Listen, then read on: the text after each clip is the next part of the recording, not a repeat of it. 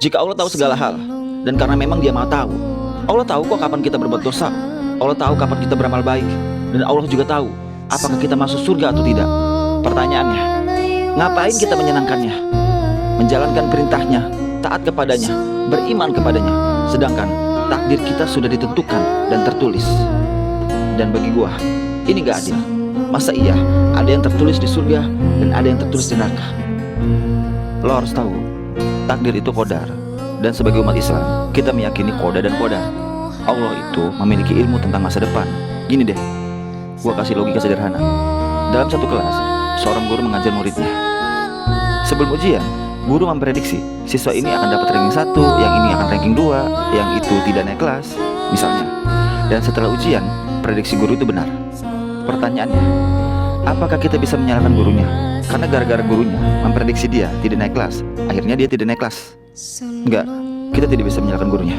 Tepat sekali, karena gurunya tahu siswa ini sangat rajin mengerjakan PR. Yang tidak naik kelas itu males, kerjanya hanya main-main aja. Dan si guru bisa memprediksinya.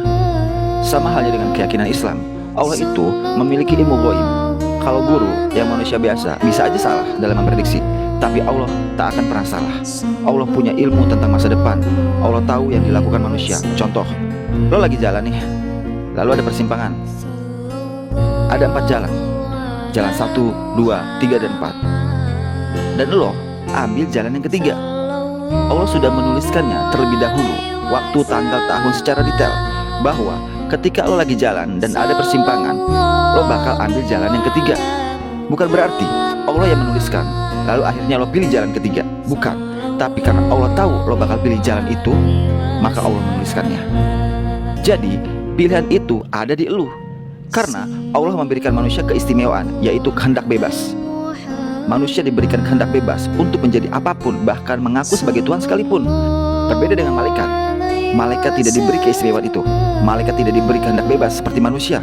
Karena malaikat diciptakan memang untuk taat kepada Allah dan tidak bisa membangkang. Tapi manusia, makhluk Allah yang spesial, yaitu diberi kehendak bebas dengan catatan setiap pilihan mempunyai tanggung jawab di akhirat kelak. Karena itu Allah Maha tahu. Jadinya sebelum lo memilih jalan nomor 3, Allah sudah mengetahui, lalu Allah tuliskan terlebih dahulu. Siapa yang salah? Lo yang mempunyai kehendak bebas untuk memilih jalan dimanapun, atau Allah yang menuliskan apa yang menjadi pilihanmu? Gua kasih logika sederhana lagi. Misalnya, lo ujian sekolah, lo bebas pilih ujian secara jujur atau curang. Tapi lo pilih curang misalnya. Siapa yang salah? Allah atau lo? Yang salah lo karena memilih curang. Allah hanya menuliskan masa depan yang lo pilih, karena Allah punya sifat maha tahu. Karena manusia bebas memilih apa yang dia mau. Dan Allah sudah menuliskan apa yang menjadi pilihan hidup lo, karena Allah maha tahu. Jadi bukan Allah yang menuliskan skenario dan lo tinggal jalanin. Emang lo mau dikasih tulisan, dikasih takdir, masuk neraka, dan lo terima aja gitu? Kan enggak. Takdir surga dan neraka tergantung pilihan-pilihan hidup semasa hidup lo. Ingin masuk surga, pilihannya taat kepada Allah. Kalau ingin masuk neraka, silahkan membangkang seperti iblis. Semua terserah manusia. Dan Allah memberikan hak spesial kepada manusia, yaitu kehendak bebas. Ngerti sekarang?